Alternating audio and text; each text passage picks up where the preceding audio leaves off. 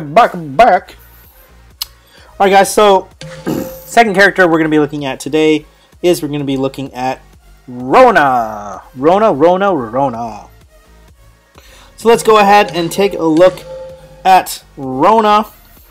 Rona's been changed not too much recently, so she's pretty much the way that she is. So let's take a listen to Rona.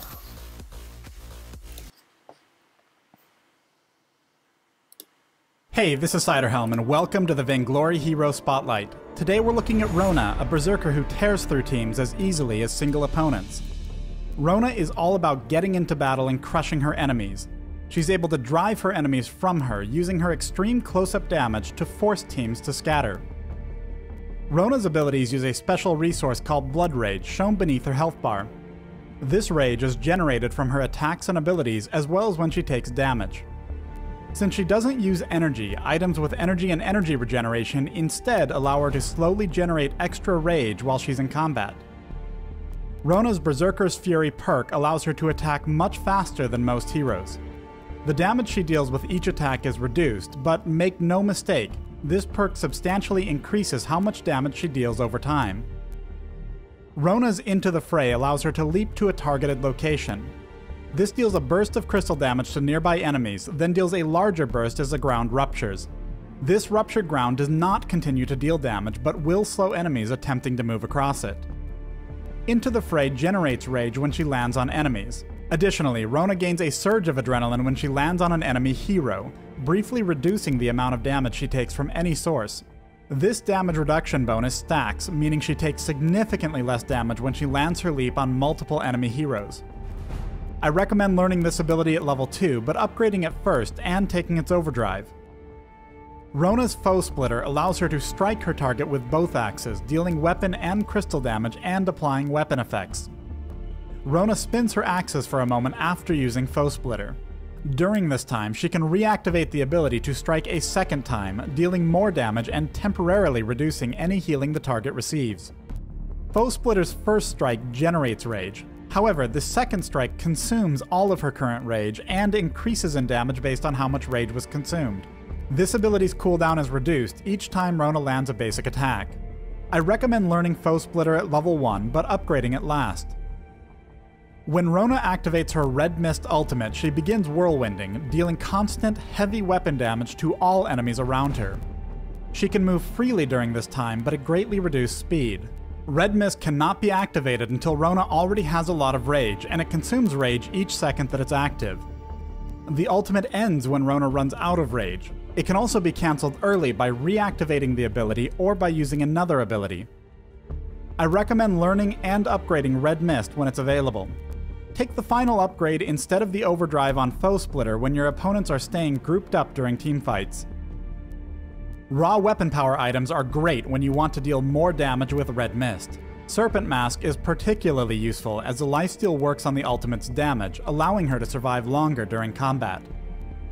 Attack speed and crit heavy items are very good for maximizing burst damage on single targets. When picking these items up, consider taking the overdrive on Foe Splitter instead of the final rank of her ultimate. Rona's ally, Adagio, has just been killed in the lane, and Taka is now bravely jumping into the entire enemy team.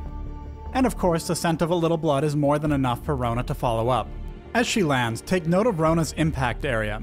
Without crystal items, her leap deals very little damage, but both Ringo and Glaive will need to cross the rupture if they intend to move closer to Taka. With a quick Foe Splitter strike, Rona finishes off the enemy crawl as Taka attempts to flee. Rona's chosen to use her rage for her whirlwind instead of a follow-up Foe Splitter, and for good reason. Ringo and Glaive both want to finish off Taka badly enough that they've walked directly into her ruptured ground. Even though Red Mist slows Rona, this no longer matters as her opponents are also slowed.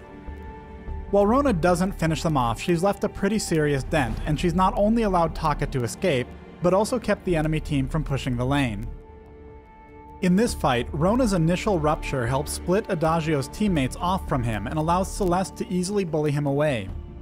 Using both the rupture and the whirlwind to disrupt grouped up teams allows Rona to heavily influence the direction of teamfights.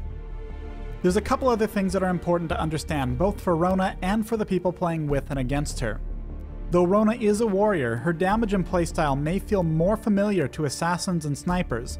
She shares many of the same strengths and weaknesses, and like these heroes, often needs to stay ahead on items to keep an edge on her opponents. For these reasons, Rona has fantastic synergy with strong supporting heroes that compensate for her weaknesses and allow her to get gold, such as Arden, Adagio, and Fortress.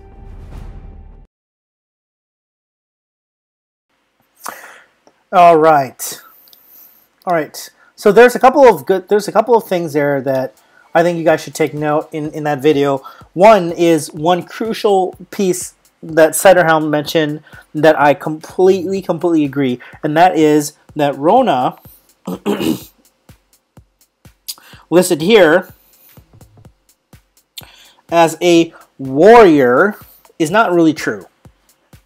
I don't consider Rona a warrior in the same sense that I would consider Glaive a warrior. She looks like the female version of Glaive, but she's drastically different. I would say that Rona is more like an assassin than any warrior. She is way closer to assassin and sniper than a warrior is, because she's not a warrior. She really isn't. She looks like a warrior, but she's not a warrior. She's an assassin. So keep that in your mind. She's an assassin, not a warrior. She's an assassin, not a warrior. Okay? Let's go into practice mode. Can't wait to see the skin for her too. The tier 1 skin, tier 2 skin for Rona will be great too.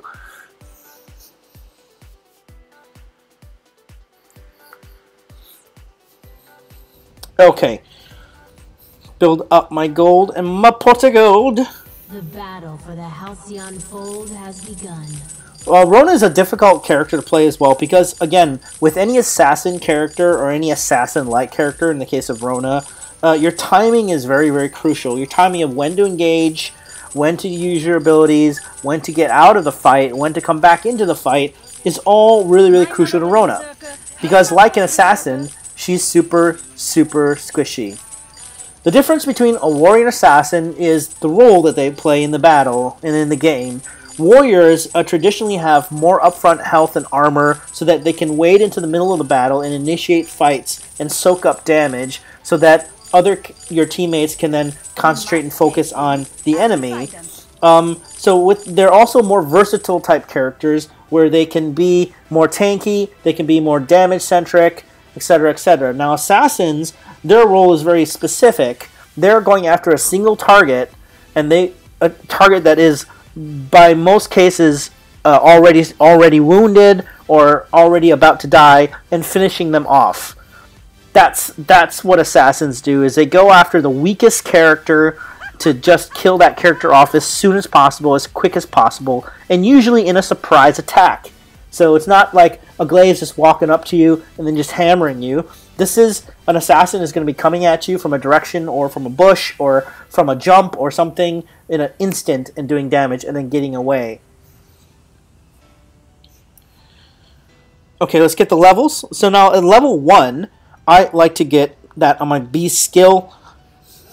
And then as I progress, I'll do A skill as much as possible. For me, I like to then max out my B skill. At level 6, you're going to want to put that into your Red Mist and continue to max out your Foe Splitter whenever possible. When you get the choice, I like to actually max out my B and my C as much as possible. So the Red Mist max out and the Foe Splitter max out.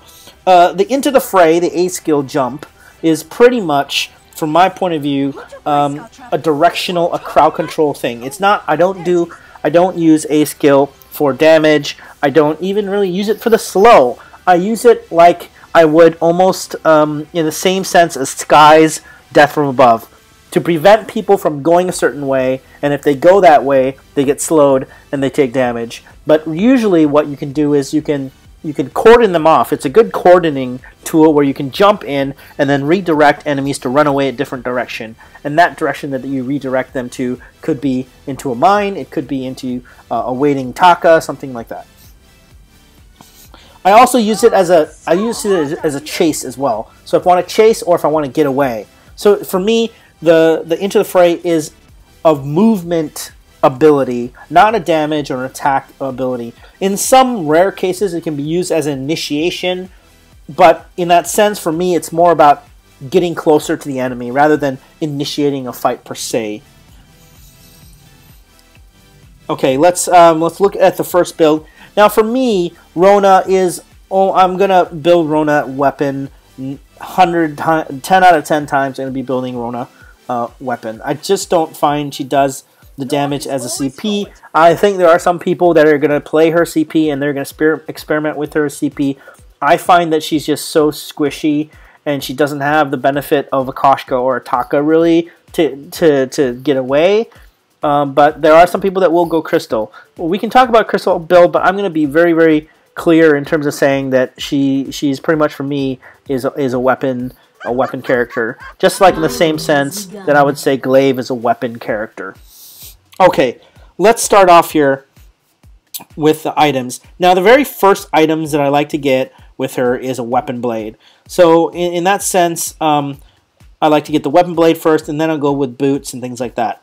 So weapon blade, building out into either a double weapon blade, which I'll then build out piercing spear, 6 sins, and tension bow. I find that tension bow synergizes really well with proc. You get it early in the game, but her B skill combined with the double tap on her B skill combined with the tension bow proc can absolutely delete people, especially if you're fighting against a really squishy Taka or a squishy laner. You can just absolutely one-shot, two-shot them. It is ridiculous. Because you're assuming this isn't like the 3rd, 4th level of the game. People are only like 2 or 3 levels. So what this allows you to do is just, boom! See ya, son! So obviously then after this, I like to get the reflex block because she is squishy, so she needs a way to get away from stuns and holds.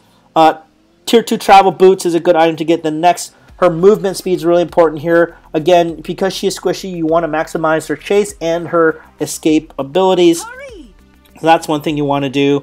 And then after this, you're going to look at building out either more weapon power or speed at this point. For the first build I'm going to talk about, I'm going to go with the Sorrow Blade here.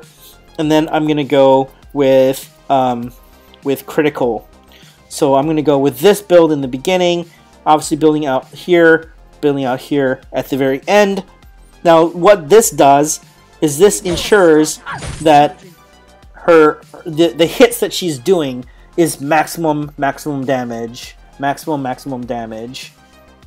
Okay, and that's the beauty of beauty of the critical.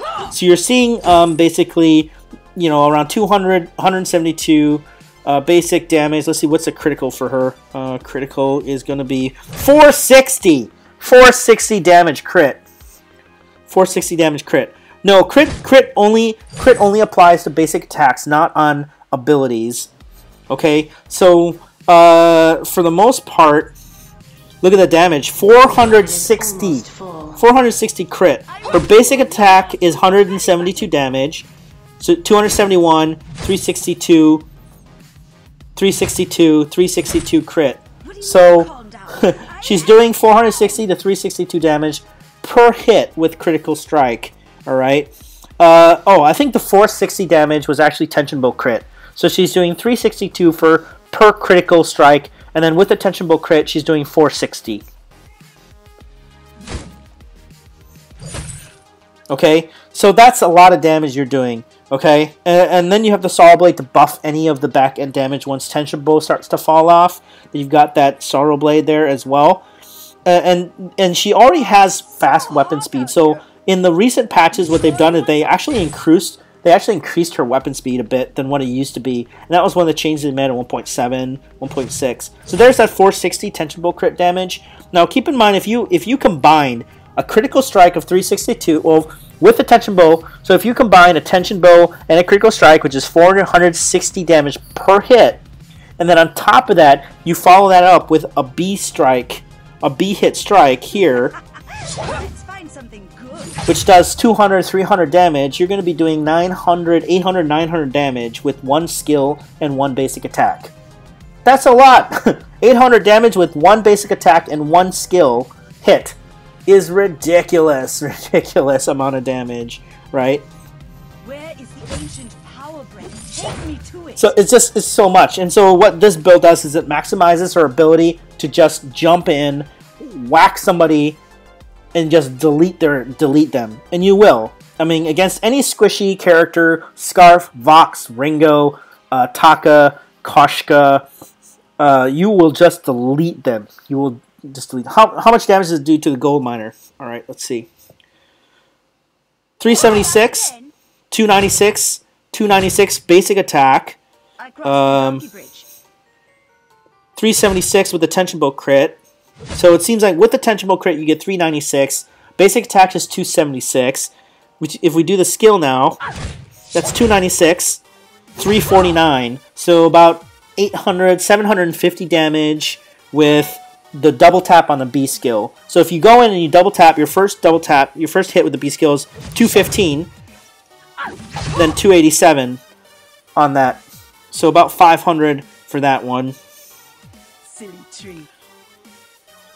Now if I use the whirlwind, the red mist, Your insides will be your outsides. red mist 215, 215, 215, 215, 215, 215. So 215, 215 damaged the gold miner with just the red mist, and I think what 6-7 times I hit. You don't need attack speed because her attack speed has already been increased with Rona.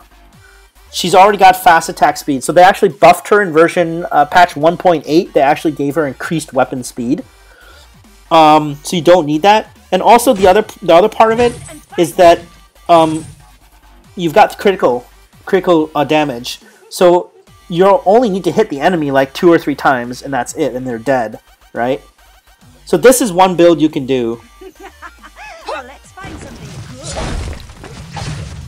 Okay, so that's one build you can do there. Now let's talk about a different build than this. This is going to be that's a critical damage build, assassin build. Another build you can do is a sustain build. So weapon build characters come into 2 categories: critical strike or critical damage build. So burst damage. Okay, so let me rephrase that. Weapon builds come in 2 categories: burst damage and sustain damage. Burst damage is going to come from items like Tyrant's Monocle, okay, and weapon speed, tornado trigger. Sustain damage is going to come in the items of Serpent's Mask, Breaking Point, and Bone Saw. Tension bow is also considered a burst damage item. So burst damage is tension bow, tornado trigger, and Tyrant's Monocle. Weapon sustain damage items are going to be Serpent's Mask, Breaking Point, Bone Saw. Sorrow Blade is going to fit into both categories. Basically the way you should view Sorrow Blade is a way to buff your basic attack damage in the case that you're not going to get crit strikes up. If you've only got one Tyrant's Monocle is only a 30% critical chance, which means that out of 6 basic hits, only like 1 or 2 of those are going to be critical strikes. So you can't rely on the reliability of getting a lot of critical strikes if you only have one Tyrant's Monocle. So in that case, you want to make sure that all the rest of those basic attacks are being buffed by additional weapon power, which would be a Sorrow Blade. Now, if you have 2 Tyrant's Monocle or 3 Tyrant's Monocles, that's much better. With 2 Tyrant's Monocles, you've got 60% crit chance, which means that actually 2 out of 3 hits are going to be guaranteed critical strikes. And that's why you wanted to maximize any burst potential that you have. And you don't need, at that point, too much regular weapon power, because almost every single strike is going to be critical damage. So a Sorrow Blade in that sense is kind of icing on the cake. Okay, let's talk about sustain builds now. So sustain builds. If you're going to go sustain build, what you want to do is you want to obviously get your tier boots, but what you're going to do here is you're going to start out the game with a Swift Shooter, which you're going to build into this, and into a Lucky Strike, which you're going to get your first tier 3 item as a Breaking Point. From here on out, per my rule of thumb, you always want to get a defense item after your first tier 3 item. That's going to be a Reflex Block for me, and then I'm going to look at building out tier 2 boots, and then I'll be looking out at what I want to get next. In a lot of cases here, I'm going to be looking at either a Sorrow Blade or a Bone Saw. Now again, or a Serpent's Mask in that case. What again? I always say, if you're gonna go with lifesteal items, you need to get 2. So there is a So if you're gonna go this route, I would go double Serpent's Mask, and then go here and build out your defense, and then build out Bone Saw. So this is a sustained damage build here. This sustained damage build here is great because you've got lifesteal with the 2 Serpent's Mask, which give plus 90 weapon power in addition. So you don't need a Sorrow Blade here because you have 180 weapon power with the 2 Serpent's Mask, combined with the Bone Saw, which gives 30 weapon power, right? So on 180, so you have 210 weapon power. On top of that, you have 90% attack speed, on top of her already fast weapon speed, attack speed, and you've got Breaking Point and Bone Saw. So this is a great build for sustained weapon, which means you're going to be in the middle of the fight. You're going to be building up Breaking Point stacks. You're going to be building up Bone Saw stacks. You've got massive lifesteal. If we look here, let's see. Let's let the gold mine hit me for a bit. Go ahead and hit me, gold miner.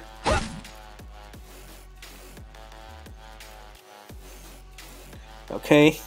And keep in mind that in version 1.9, she also has a health barrier. So she gets a health barrier now too. So if I sit here, you're going to see I'm going to get some... I don't get much lifesteal from that.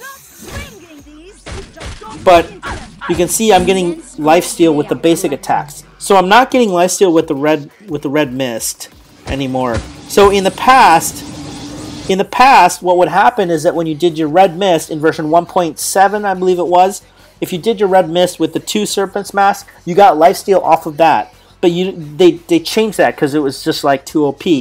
So now you only get lifesteal on basic attacks, which is interesting because that may not make Serpent's Mask too viable.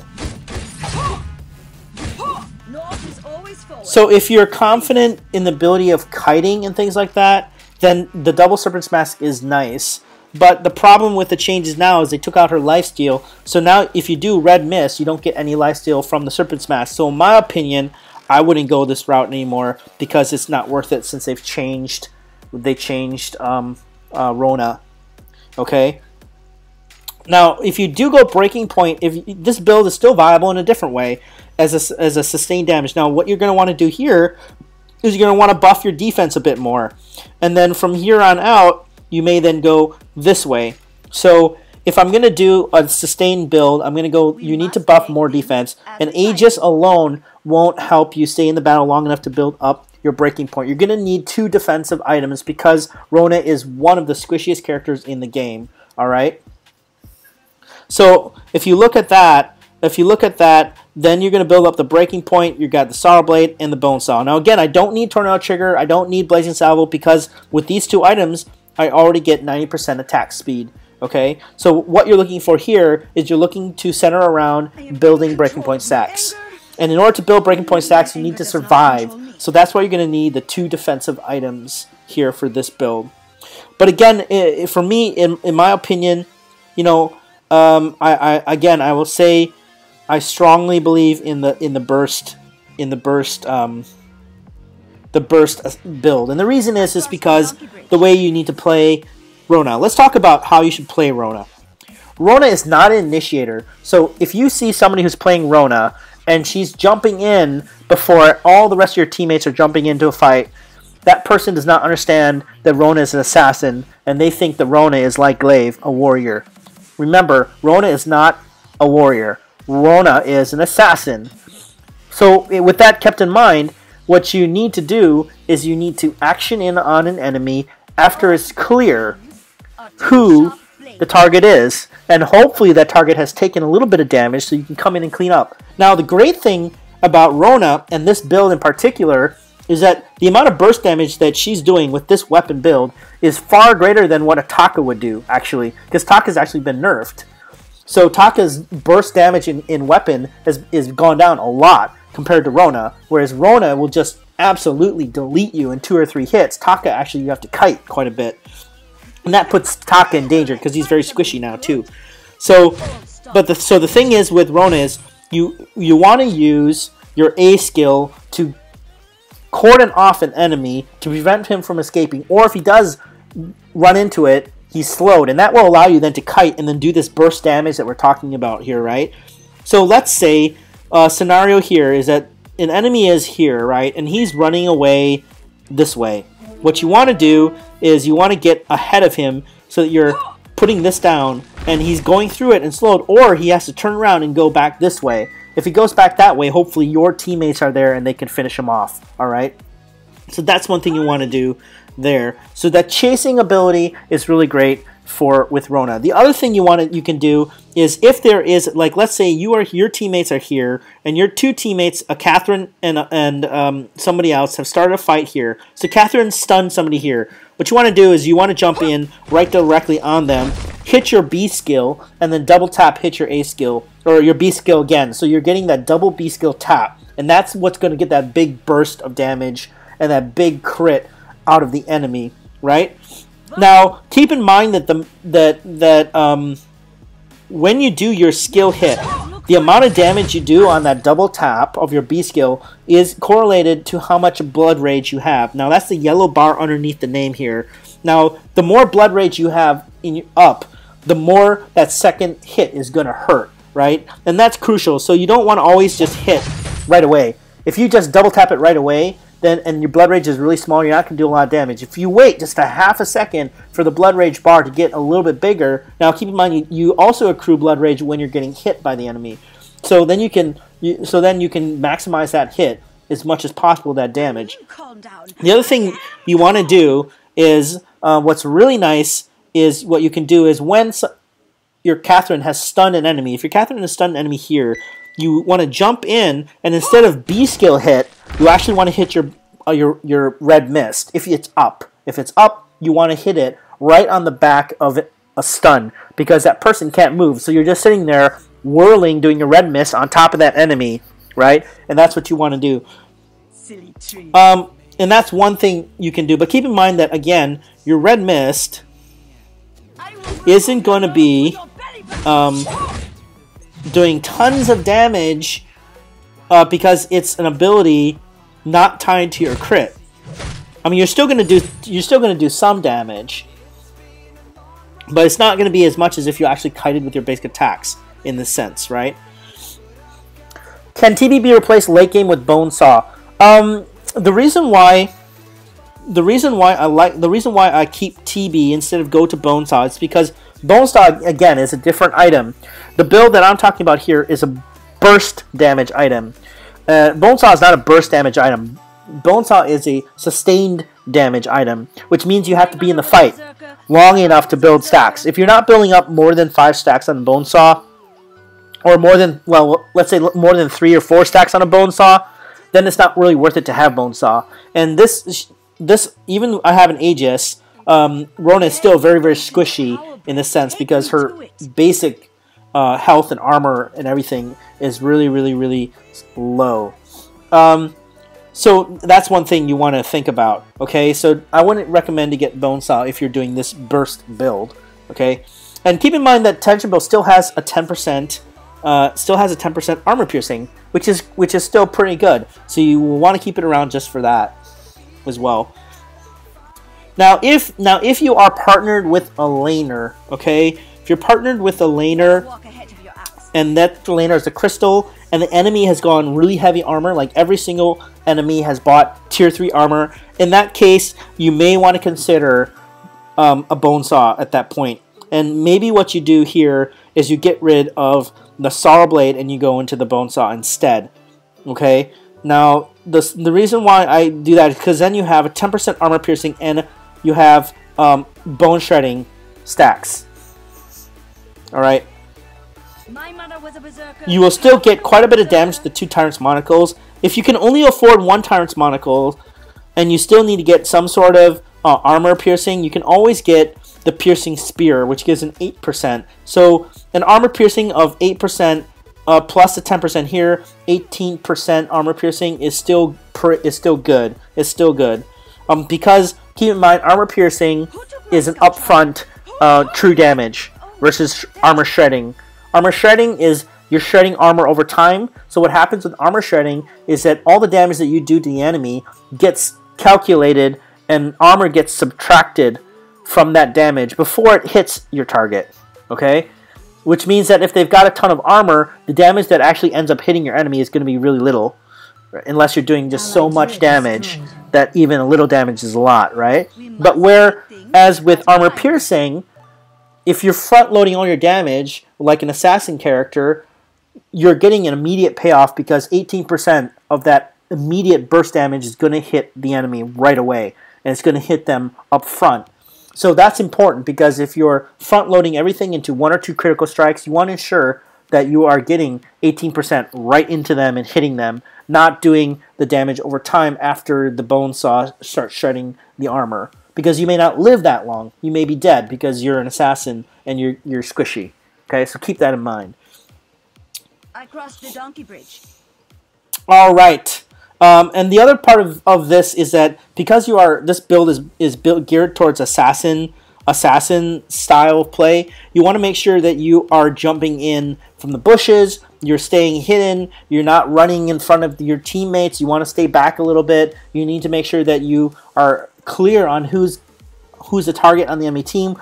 Go for the squishiest target or go for the target that your support player is stunning if it's a Catherine. All right. Don't be so quick to use your skills. Your main skill you're going to be using is your B skill again, and your red mist. So those are the ones you're maxing out. But with this build, the most damage you're going to be doing is actually through basic attacks. Okay, so you want to lead in with the basic attack first, like this. Then you might hit your B skill, and then your mist to finish them off. Okay. So that succession of skill hits is probably what you're going to want to do. So when you do your skill spams, you want to make sure that you are using your basic attacks in between your abilities. You're not just spamming abilities 1, 2, 3, 1, 2, 3 like that. You're doing a skill, or you're doing a basic attack, skill, basic attack, skill, basic attack. So that's what you want to do. Hurry! Save your red mist until you know that an enemy is locked in. Either they're slowed or stunned. If you're in the middle of a team fight, then you can use your red mist. But if you're trying to kite somebody down, don't use your red mist because your movement speed is really, really slow. You're better off just trying to run after them. Okay, any questions? So this is my burst build. It's tension bow, it's sorrow blade, and double tyrant's monocle.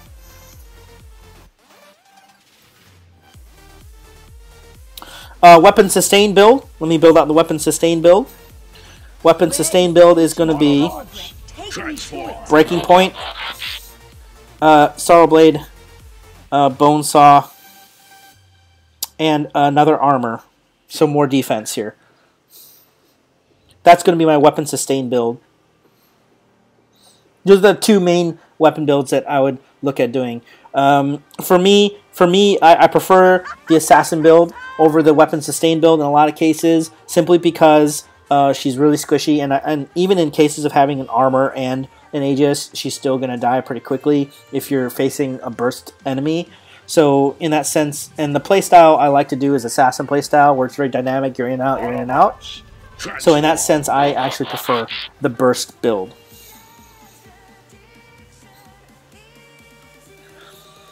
One thing you should also keep in mind when you're building out the Tyrant's Monocle is